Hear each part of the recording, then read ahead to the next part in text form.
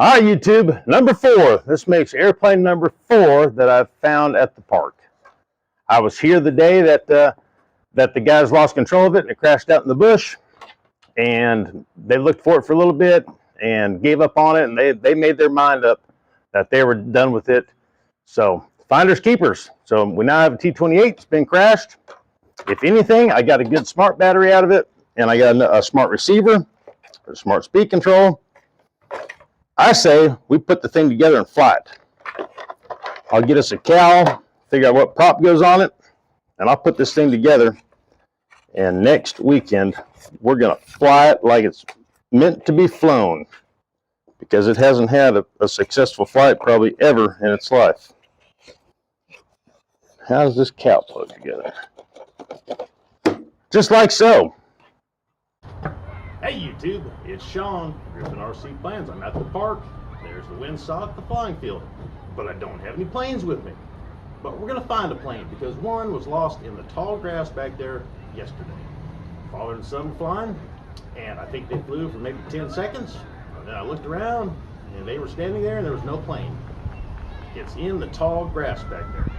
I looked by walking back there, just kind of peeking through, and it was hard to see anything. When you're looking for a yellow T-28, a big one, it's amazing how many yellow flowers are in that tall grass. Another guy stood on the roof of his Suburban, and his wife drove him around. He couldn't find anything. So today I brought some tools. And let me show you my toolbox. All right, windsock, our gazebo, runway, and the bush. So the guy said that it went down from about that concrete drainage box right there to about the edge of this building in a pie shape out there. So this is where we catch some chiggers.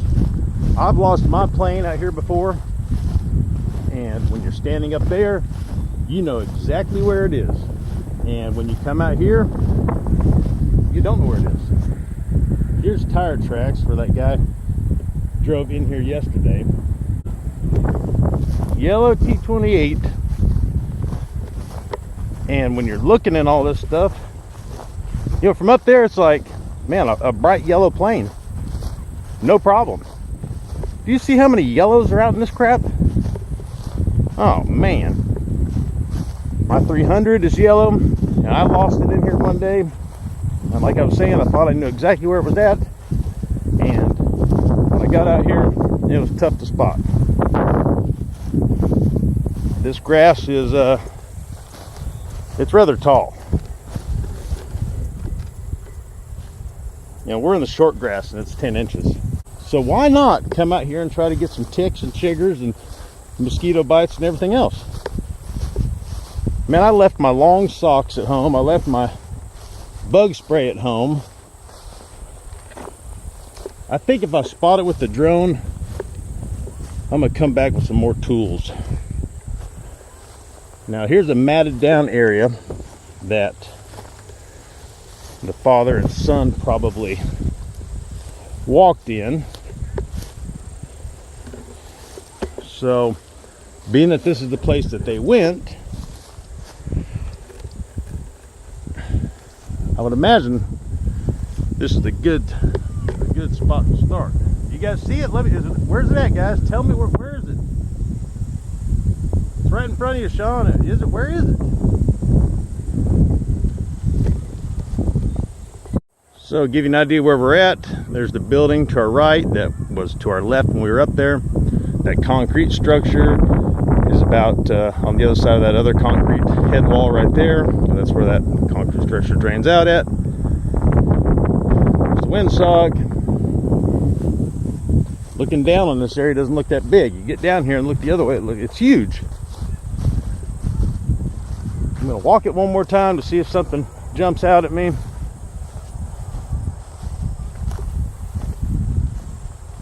You know, that their transmitter was still connected after it crashed, and I asked them, I said, come out here and try to give it some throttle or move the control surfaces and see if you hear something, you know. And they walked out here for just a few minutes and then kind of gave up. And they had their mind made up, you know, a while ago, or at the beginning, that they weren't going to mess with it. So they didn't put much time into trying to find it. You know, for all I know, the thing is still got a good battery right now, and man, that LiPo battery could cause a fire out here. So if nothing else, we need to find it for the environment. Oh gosh, look at all that. Ooh, ooh, ooh. All right, we're gonna get the DJI drone out. I doubt it's this far. I mean, I really doubt it's this far. It's a good example of why I was saying that take the time to make sure that Safe Select is working and all that, and let's use it. But after speaking to him, I think the gyro was working backwards from what the control input on the transmitter was doing. You know, they were trying to go up, gyro was pushing it down, something like that. Something was wrong, and we're going to find out why. All right, so walking in the tall grass didn't cut it, so it's time to get some tools out of the toolbox, and we're going to fly this thing for the second time.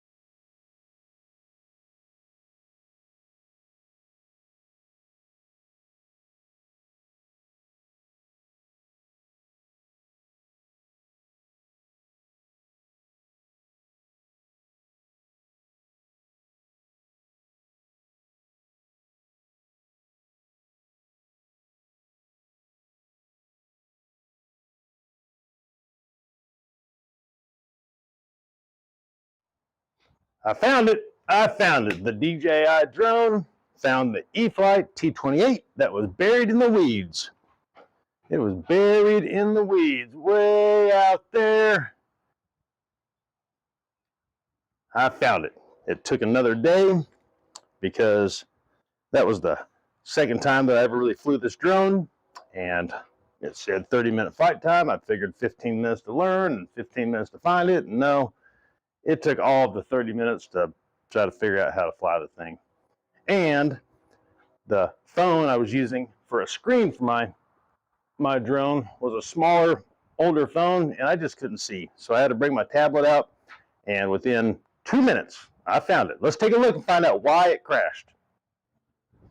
So when I found it, the canopy was off of it, and I could already see why it was having problems. The receiver was dangling around. And one of the things that the kid said was, "Dad, do you think it's because the antenna was loose?" And I thought the kid was meaning the antenna on the receiver. But I would say it was because the receiver itself was loose. So what did we get out of the deal? We got a smart battery that is hot. Why is it hot? Because these things discharge on their own. And it's been sitting out here for over 48 hours now.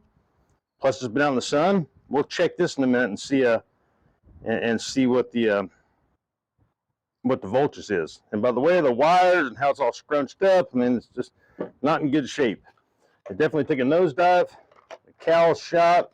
Nothing much left of the propeller. The way you put this battery in here is if there's no Velcro, the battery slides under this foam. And that kind of makes it hard to plug the battery up. I don't know. It's interesting. I've never seen one of these. It's supposed to be a good flyer, though. I see where the receiver is supposed to be glued in.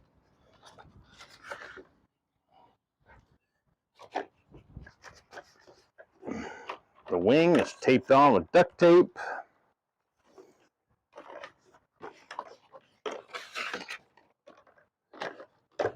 We found it. Let's see what the voltage on the battery looks like. Got my smart checker.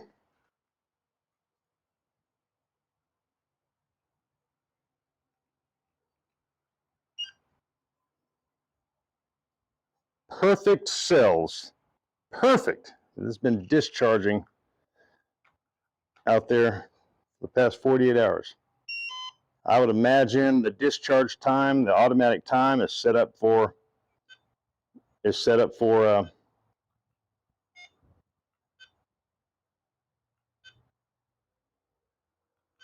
there, come on now. Every time I tap that, it goes on. It goes to the USB charging. There we go.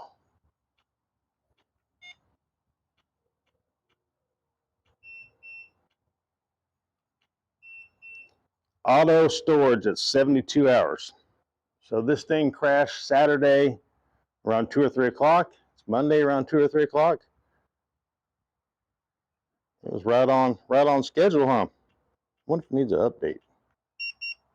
Yep, it needs an update. We'll do that later in another video. The battery needs updating.